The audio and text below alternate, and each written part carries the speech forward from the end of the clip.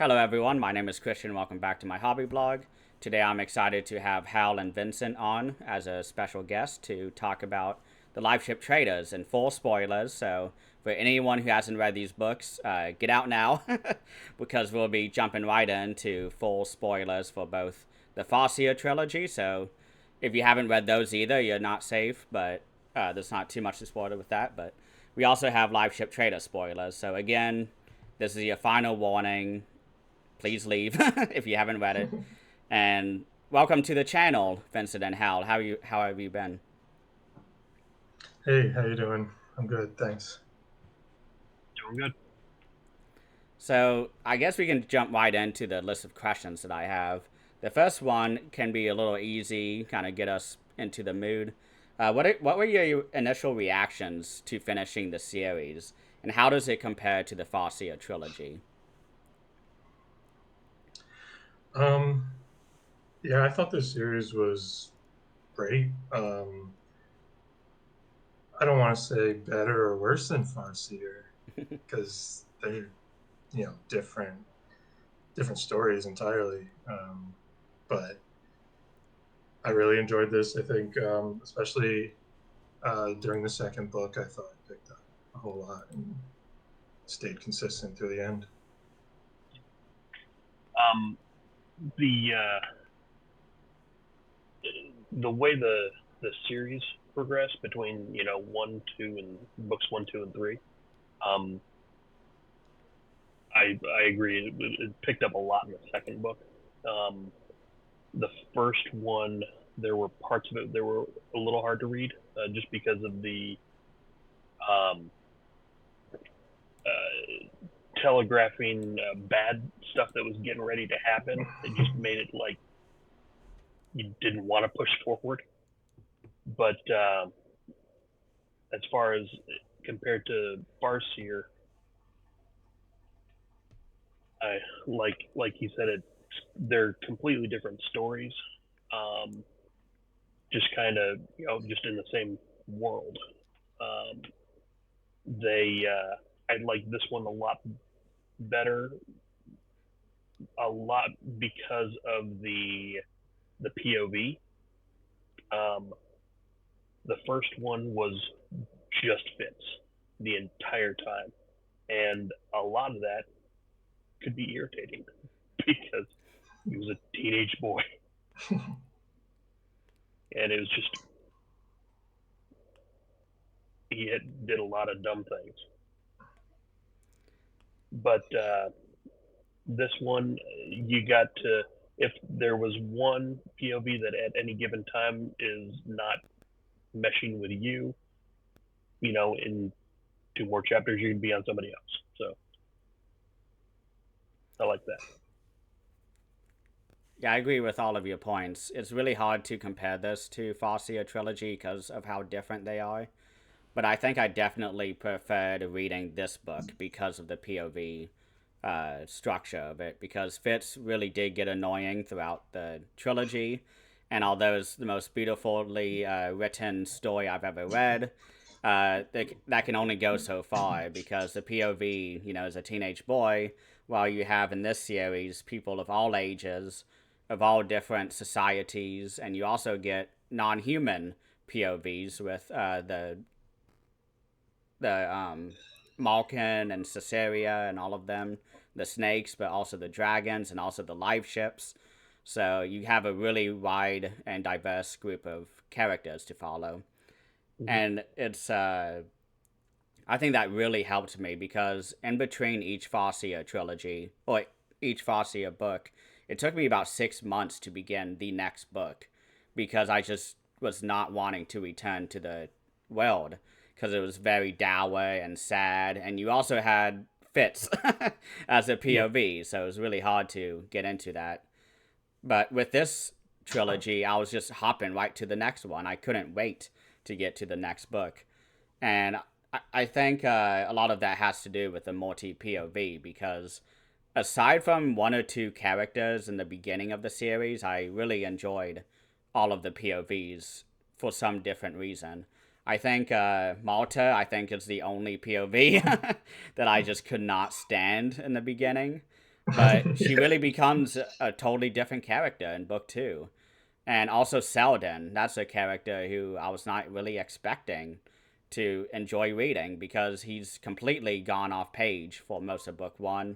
Book 2, he starts doing some more stuff, but book 3, it's like he's everything. Like, he really completes the book for me. And we can go on to sort of the next question that I have here, which is which character POV did you think was the best written or that you preferred reading the most in this trilogy?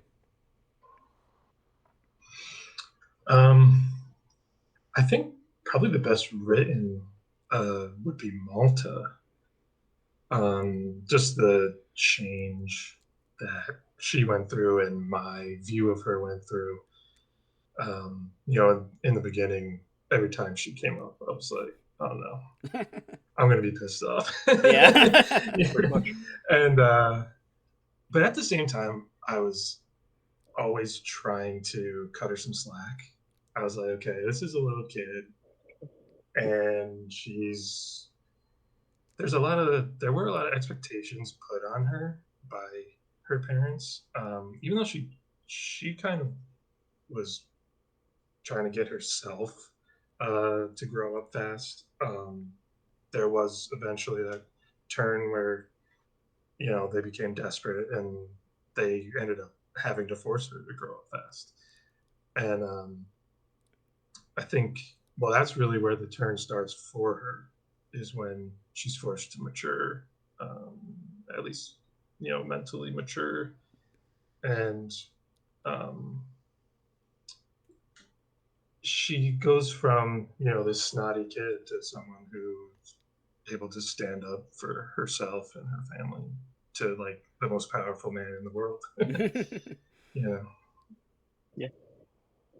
The I mean, yeah, Malta's turn happened right when they got the news about Vivacia and her dad and everything getting taken, and right after that she went to Sarah the Rash's little brother, Mm-hmm.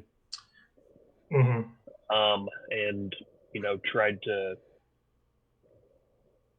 coax something out of him, and I mean realized that he was just worthless, and that's when she pivoted. And and like I had mentioned, it was I've never seen a character change so much in the span of 3 books, and my viewpoint of them changing so much in just 3 books. Yeah, it's a real like coming of age for her. I'll tell you one I was really hoping for, and it kind of petered out at the end, was the satrap, because it was starting to be like he's like, look, I get the point of the companions, I see why this is supposed to, and he was making that change, and then when he got back to Jamelia, wiped it all away.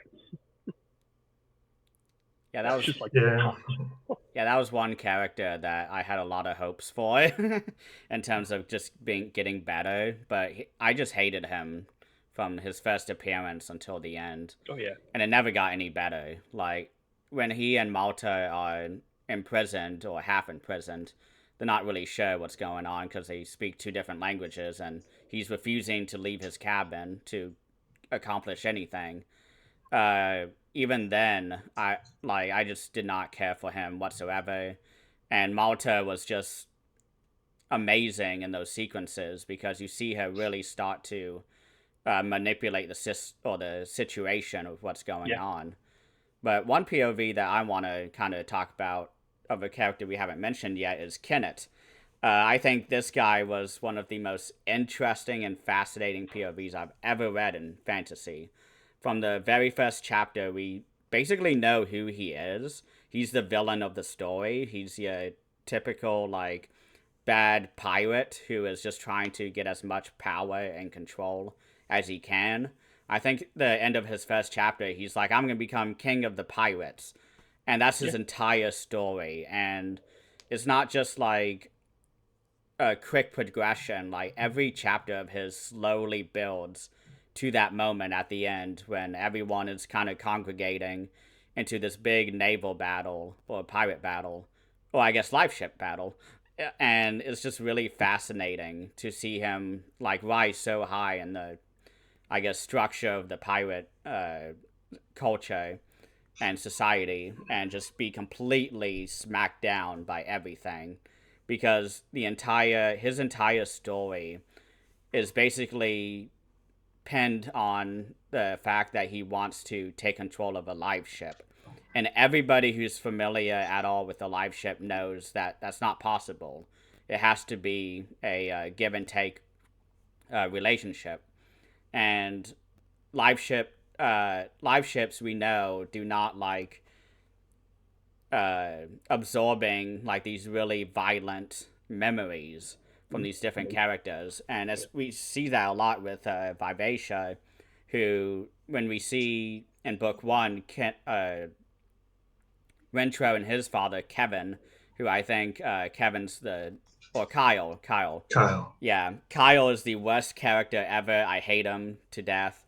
But Yes. when he's like captain of the ship, you really get that hammered home as a reader that these live ships don't want anything to do with violence.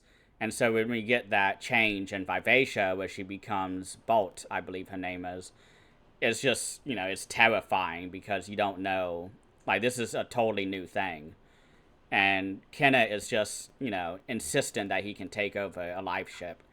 And it takes him 2 books for him to almost get there, but then gets snatched away from him. And he also has a pirate peg leg, which is great. I was expecting him to have that early on, but it took him a while to finally accept that. And also his a parrot too. Yeah, I wish he had a parrot. Yeah. Well, he's got his little bracelet. Yeah. Oh man, we do have the bracelet. One thing I will say is I wish we got more about the bracelet than we did, because it's always just kind of there taunting him. Yeah. But I do understand that it's a very tiny bit of wizard wood, which we learn is basically like a dead calcified dragon. And it's been taken out from an egg, a dragon egg, that's like about to birth. But I was really hoping that we would get more with that. But I mean, I understand within the rules of the world why that is. But I also don't. Yeah, and not Rentro, but Kenneth's lover also, I forget her name.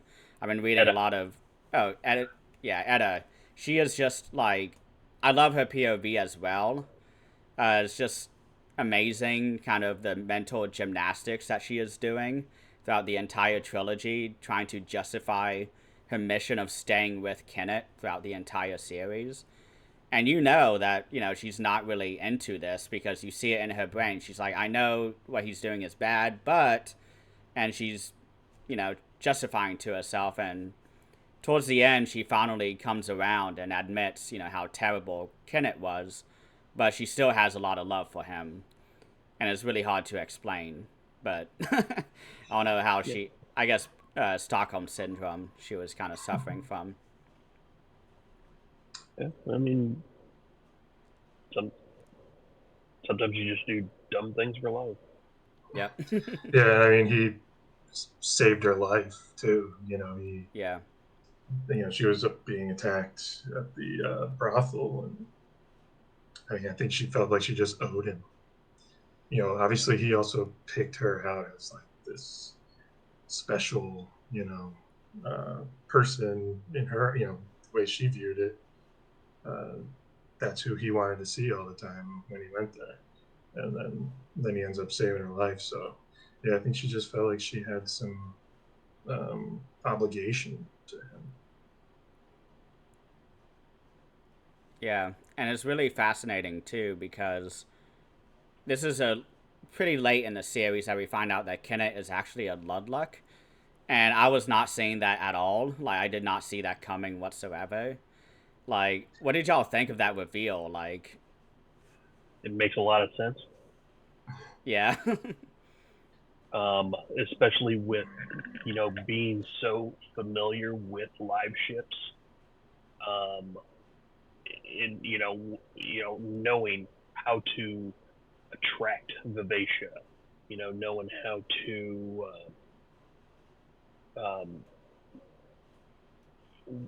how to get her on his side as opposed to Kyle's, and and growing his bond with Wintro, with her together, knowing that it was a package deal and stuff like that.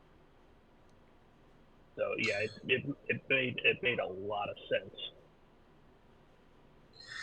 Yeah, and when you find that out about him, that he's a Ludluck, you just look back throughout the whole series and you're like, oh, duh.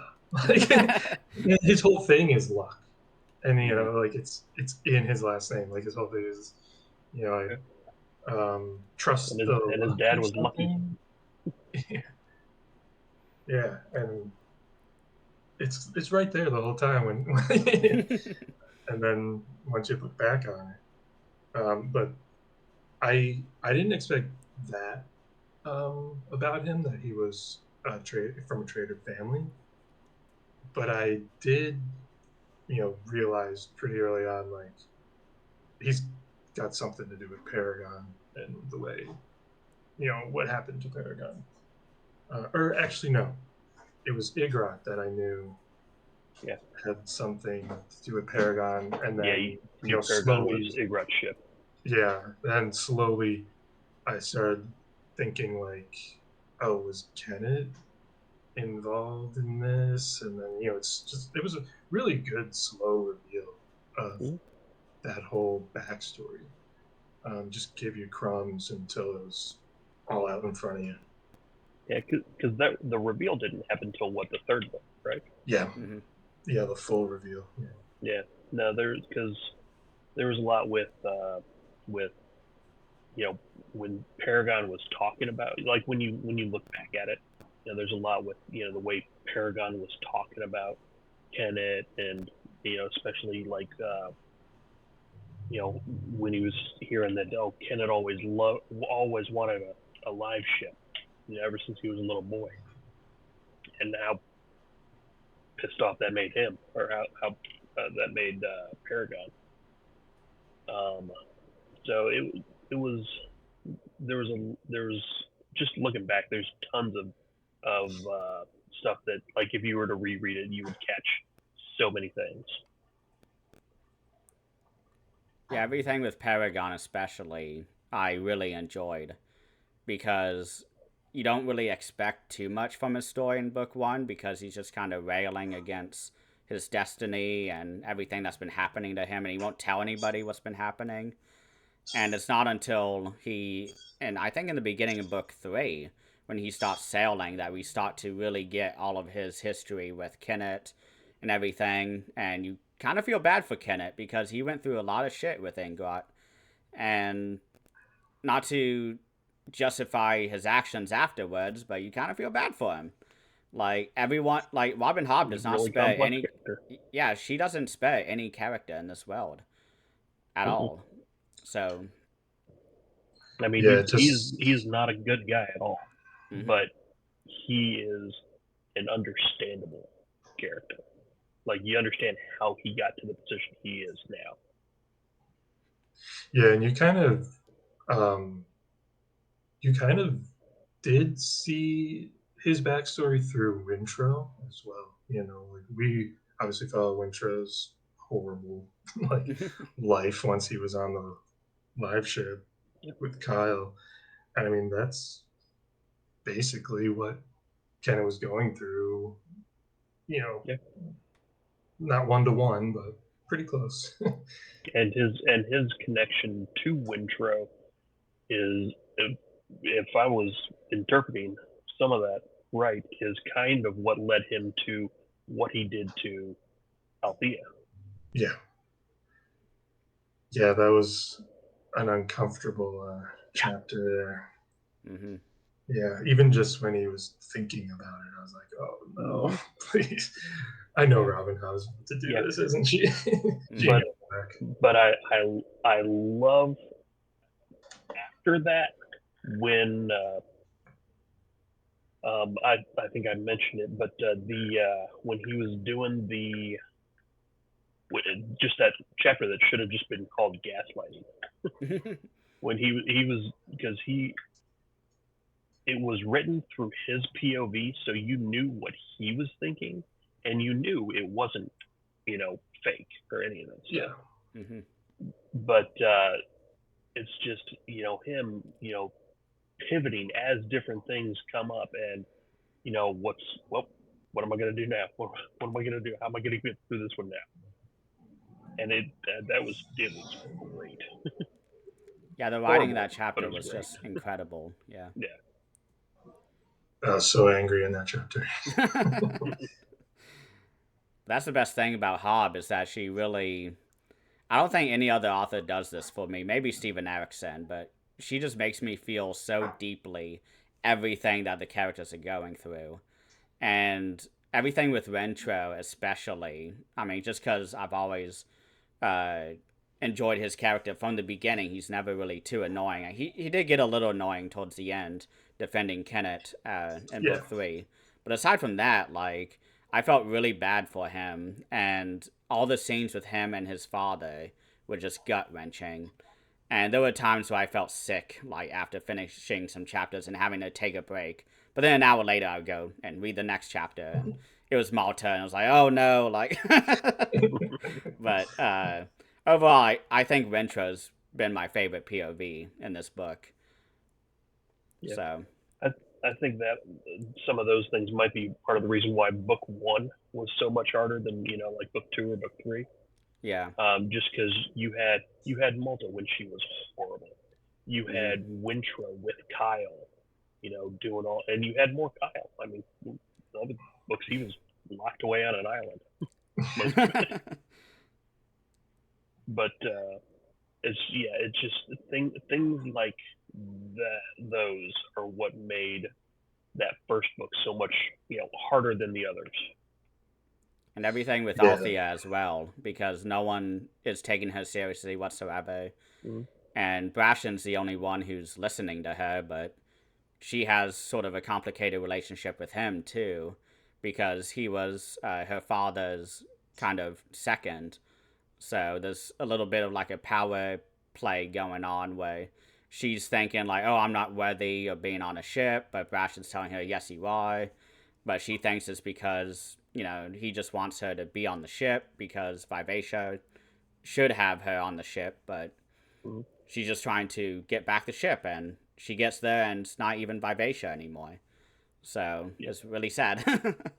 So In the first book, I want to say almost all of the characters are spoiled in one way or another. mm-hmm. I mean, Althea, yes, she's been sailing all these years, but and she learns this as she's crewing these other ships. I mean, she was the boss's daughter. She wasn't doing the jobs she could have been doing. Malta. I mean, yeah, Malta. She, Wintro. I mean, he'd just been sitting in a monastery all those years, and when he started, all he wanted to just I just want to go back to. I just want to go back to my monastery. I want to go back to my stained glass.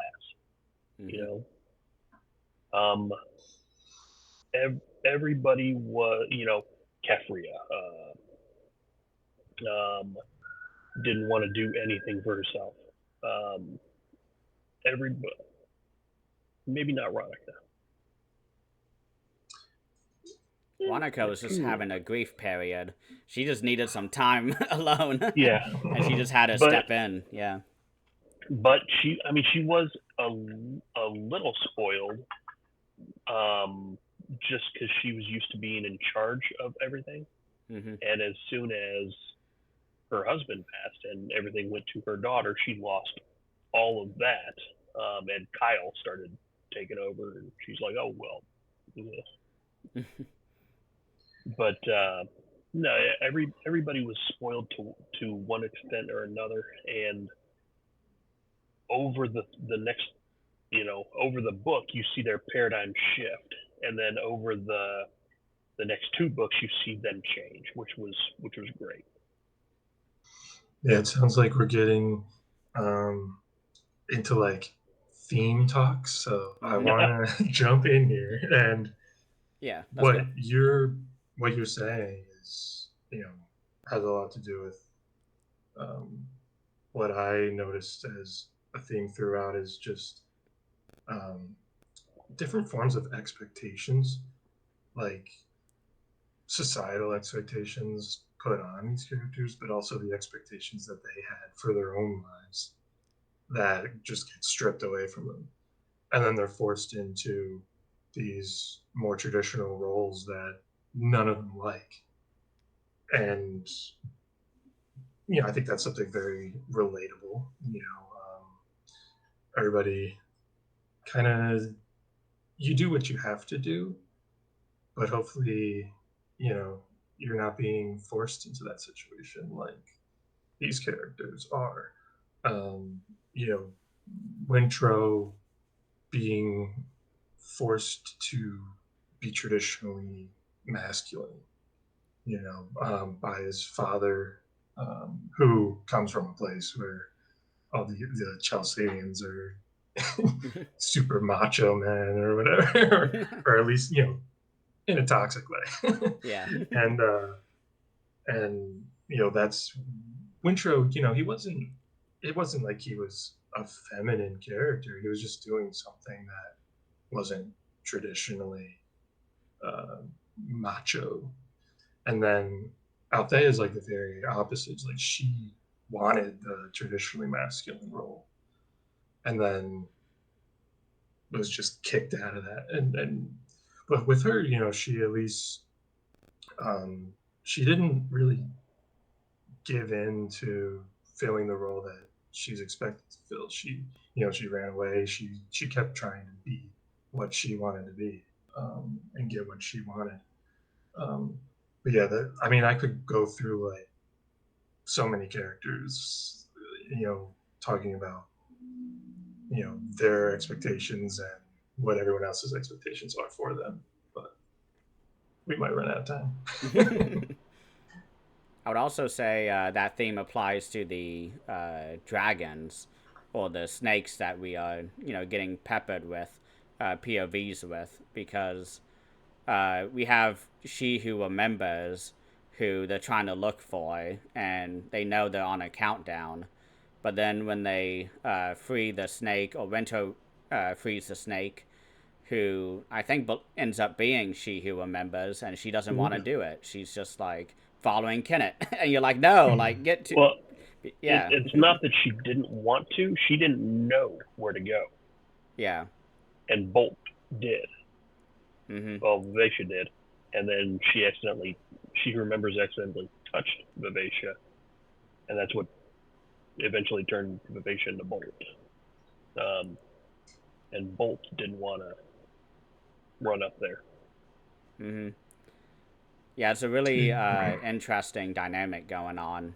Yeah, it was kind of like she who remembers kind of ran into maybe someone a little more headstrong, and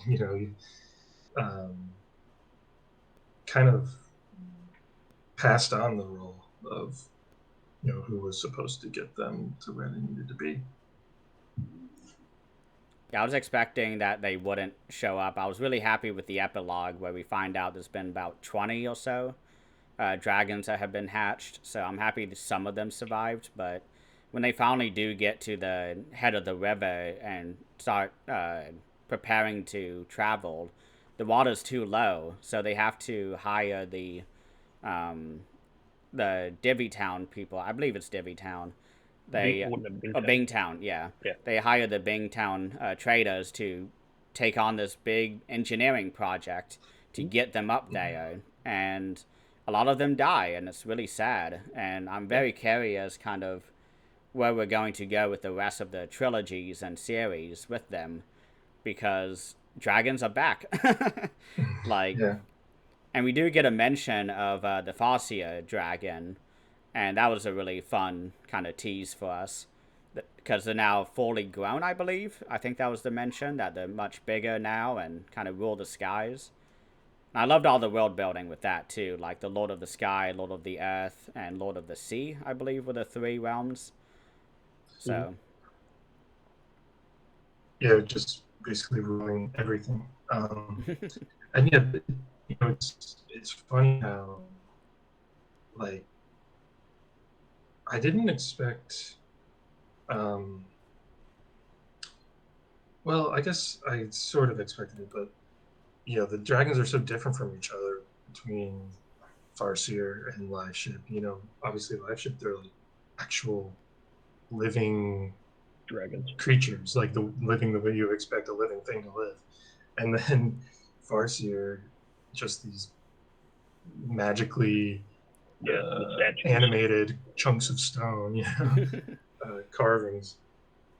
So it's interesting how the two can exist at the same time in this world, and I'm wondering how they're gonna, if they're ever gonna mingle with each other, and what they think of each other. Because, well, I guess we already kind of got a little bit of what these live ship dragons think. I think Tintaglia said something about how they're not natural, or something like that. yeah, she says that they're like dead dragons, basically, reanimated. The live ships, yeah. Yeah, it's like a zombie dragon, basically. Yeah. Like, it's creepy. And I wonder how those two forces are gonna work in later books. Mm-hmm. I would imagine they're gonna have to converge at some point. Mm-hmm. So on that note, with Farseer, it was all up in the six duchies, and this one it was all down here in the south. They never really intermingled, other than the occasional character to having been from up there. I think Calcid was probably the most intermingling of them, just because they were involved in both stories to an extent. And the character that I still say is in there, but they play it off. Like they justify down here having nothing to do with that story up there, because those are barbarians. We don't do anything with we never intermingle. We have nothing to gain from going up there. So they play that off nicely. But there's also the big difference between up in the north you have the more equality between the genders. And, women have more of a role up there, whereas down here in the south they have no role. And Calcid, Bingtown. Bingtown used to be more.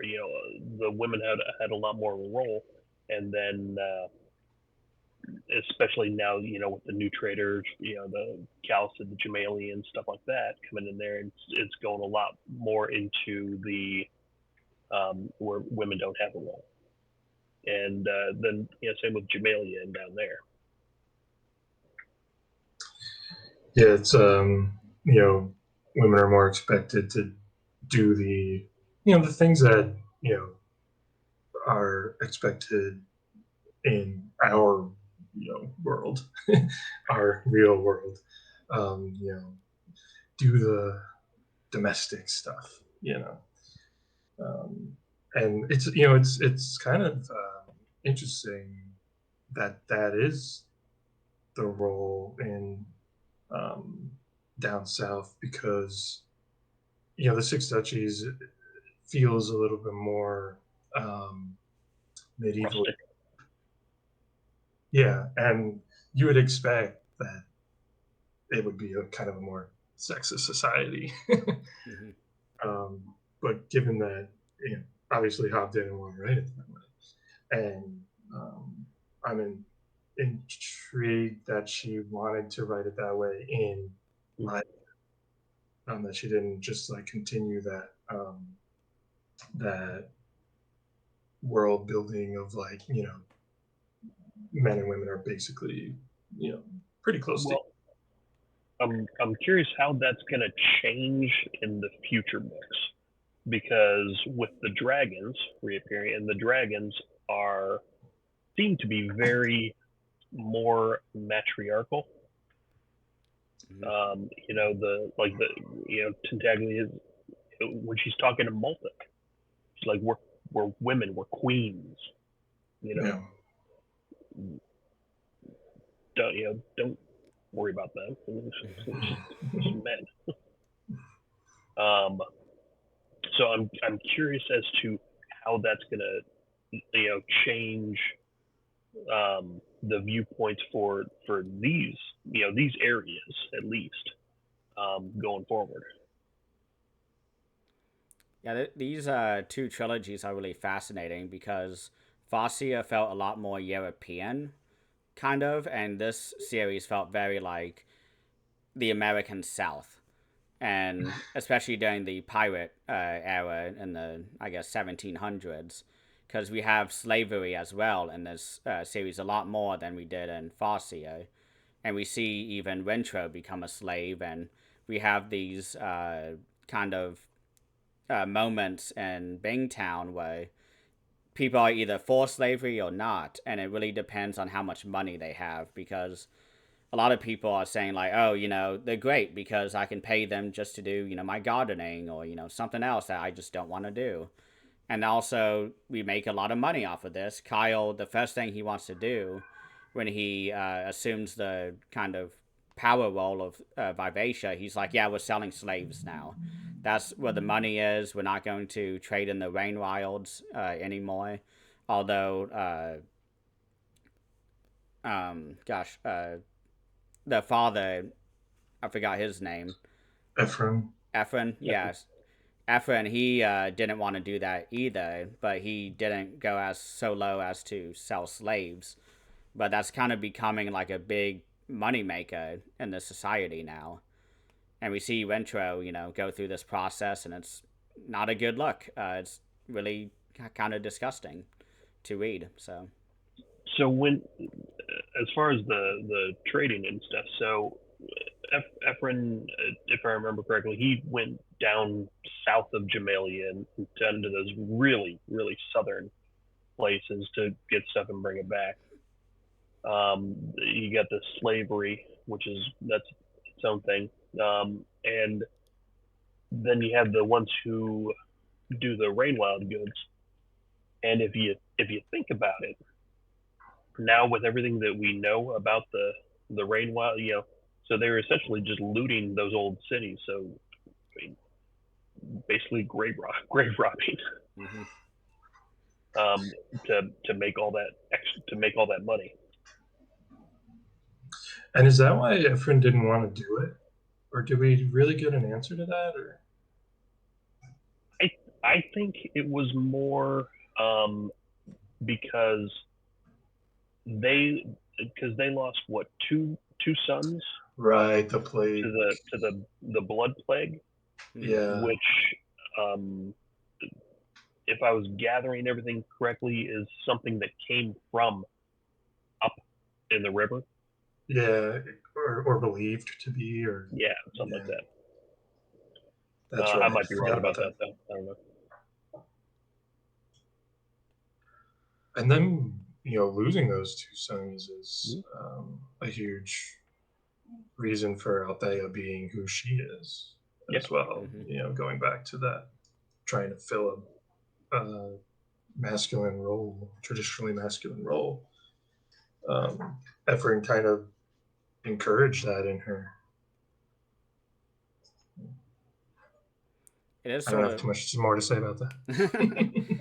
yeah, it is sort of fascinating with Ephraim because we see a few chapters with him, and he seems like the best captain ever. Everything's running smoothly, and the moment he dies during his funeral, even everything's just going to shit so fast, Yes. Yeah. and it's just fascinating because it all starts there, and we see throughout the entire series how his death sort of reverberates through the plot and through all the different characters' actions. Because Ephraim is definitely lingering within Vivacia, and we get some memories through her talking to Althea kind of towards the end. And Althea is definitely plagued by the death of her father the entire series. She's constantly trying to fill kind of this role that she's always had, but she's having to shift. And I think in book 2, when she's hunting all the different like elephant seals, basically, like that was her kind of proving to herself and also to her father that she can do this without him. She doesn't have to lean on her father anymore, as somebody becoming more independent in the world. So I just loved all those aspects. So Yeah. Yeah, it was nice to get that even proof to the reader that Althea can do these things. I was glad it didn't go the other way, where it was just like, yeah, no, she can't, just because she can't. yeah. Yeah, when she first started on that was the Reaper. I Mm-hmm. think Um, so. that when she first started on it, she realized from the get go she was not necessarily as good as Yeah. she wasn't as strong. She wasn't as good at doing those little things that she didn't generally do a lot because she never started as a ship's boy. She never started at the bottom and worked her way into it. She started at this level, and that's where she stayed. She never had a chance to grow in the role. She got to do that role very well, but she never got to do the rest of it. So as much as Kyle's an asshole, he also wasn't necessarily wrong Mm-hmm. when he said you don't know how you can't be a captain yet. I mean, Yeah. I'm not saying he was a good one because he sucked, but yeah, I mean, he wasn't wrong in the fact that she wasn't ready. And that contrasts really well with Rentro because Kyle makes him start at the bottom. Mm-hmm. And we see him eventually do become a captain at the end of the trilogy. Yeah. And his ship is completely accepting of Rentro because she knows she's been with him since the beginning of the series. And that's sort of like a great contrast between Rentro and oh my gosh, I don't know why the name just escaped me, but and his Althea? sister Althea, yeah, I'm sorry. Thank you. So it's really fascinating contrasting these siblings together, and also with Malta because she has no interest in the life ships. She wants to get married and kind of become part of the politics side, and we have Ronica and 15 minutes, okay. And we have Ronica and Ephria who are, insistent that Malta, learn this, but she wants to do it her own way. So it's really fascinating, kind of all these different characters and, this expectations upon them that we've talked about. So. Mm-hmm. But, so kind of the last question that I have here that we haven't really discussed is, which of the life ships were your favorite? Out of the, I guess, 4 or 5 that we got. We have Reaper. Ophelia. Yep. Yeah, Ophelia popped in my head first too, Hmm. just because she's fun. Yeah. Yeah, she's fun. She's devoted to. She loves her family. Yeah, Hmm. She there's the fun twist at the end is she does not get messed up like a couple of the other lives. Like Vivesh did, Hmm. or Kendry. They're saying is just mopey now. yeah. Ophelia doesn't have that like dragon in her really. Yeah, They speculate maybe the dragon was already dead in the cocoon. yep, But I mean, Paragon is probably I don't know favorite as far as like kind of the best story of any of the live ships. I think is Paragon, and the role that he played in Kenneth's story as well. I think kind of makes him most interesting for me, especially right off the jump with him, like seeing that these live ships can be like tortured souls. They're not Hmm. just these whimsical talking boats. yeah, they, they can experience things and, well, as we learn, absorb um, horrible experiences that they have trauma um, over. yeah. Paragon essentially had four personalities in him Hmm. because Yeah, there were the two dragons, and then there was Paragon, and then there was little boy Kenneth and then appearance wise, he changed into into Fitz, Fitz. Yeah. which I did not just catch that. that rolls right into my theory about Amber. Yeah, we haven't talked about Yeah. Amber at all. Yeah. Tell us about your theory about Amber, and we can go from there. I think Amber's the fool. Hmm. Um, I don't think that they ever said yes or no about that in the series, No. but even from the start, in book one, I was getting um, that she was the fool.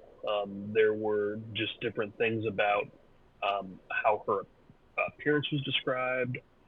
She's constantly wearing gloves.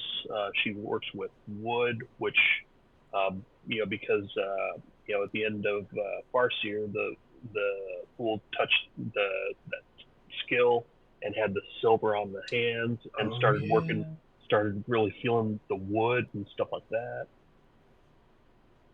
Yeah. Um, and Good he reminder. was always there was the whole thing about him. Was it Starling was saying, well, he's a woman, he, you know, Yeah. and he loves Fitz, Hmm. and so it I always figured that he was fairly androgynous, gender fluid in that aspect, but I have to remember. But between that, there were there were there were even times um, where she said, "It's not the first time I've been called a fool." Yeah. And I'm just like, Pretty heavy see, wink. like, um, and then when she said, "I'll give you, I'll carve you a face that you can love," or that I'll carve you a face that I can love. I'm like, it's gonna be Fitz, Yeah, I and didn't notice it was Fitz until till the talk of the earring Hmm. was what really. I was like, wait a minute, that description they, sounds really they close actually to me. they actually called out that earring earlier in the series. I think it was when she was sharing a room with Althea, maybe. Well, or it's it was when she was dressing her up at some point in Bingtown, and she was going through Amber's jewelry, and there was that earring. yeah, and isn't it like a freed slave Yeah, earring or because something? it was Burrich's, Yeah, and he was Chalcidian, yeah. and he was a freed slave from Chalcedon. I'm so happy I you're was here because I haven't read the Farseer trilogy in like 3 years, so I don't remember any of this. I read This it. is I read connecting a it lot of before dots getting for into me. this. Yeah, you're really triggering my memory here. But yeah, well, the first time I read Farseer was back in the '90s when it came out. But when I was rereading it, I think I established that I had only actually read the first two. I didn't read the third one. Oh. So, yeah. Are we getting into the next series after this one? I'm down for it. I was Are thinking we giving it a break before we jump into that one? it might be good to take a break. It's up to y'all, but like for me, I want to finish Malazan. I just finished book 8 last night, but I have 2 books of that left, and then I should be good because I'm trying to finish that this month. But what do y'all think? Yeah, I'd love to move on to the next one. Eventually. I've got so much I want to read. Yeah. I have my whole TBR to shelf jump on behind right me, now. so. Reading Lonesome Ooh, Dove. nice. I've got a lot to go. I'm reading The Gentleman Bastards. Ooh.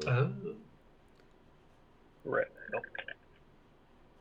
But other than that, I don't know. Anything else about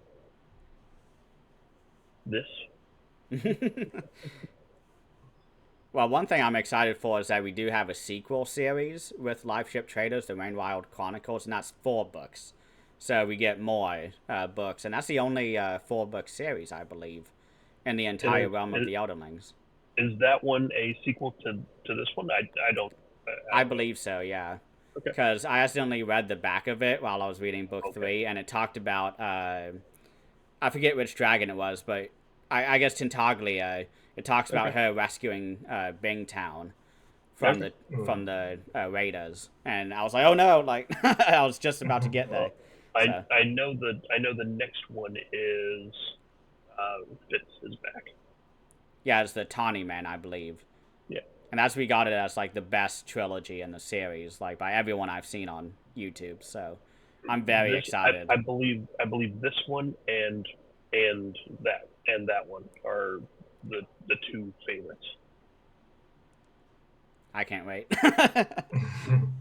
Yeah, should be great. Awesome. I love Robin Hobb. Yeah, so do I. Like, her writing is just the best. I mean, nothing compares. Yeah. Okay, well, that is it for today. Thank you, everyone, for watching, if you're still here. And thank you, Vincent and Hal, for coming on and discussing the series with me. It's been amazing. I'm really excited to talk about the next series. It's been great. Thanks. Be good. All right, thanks.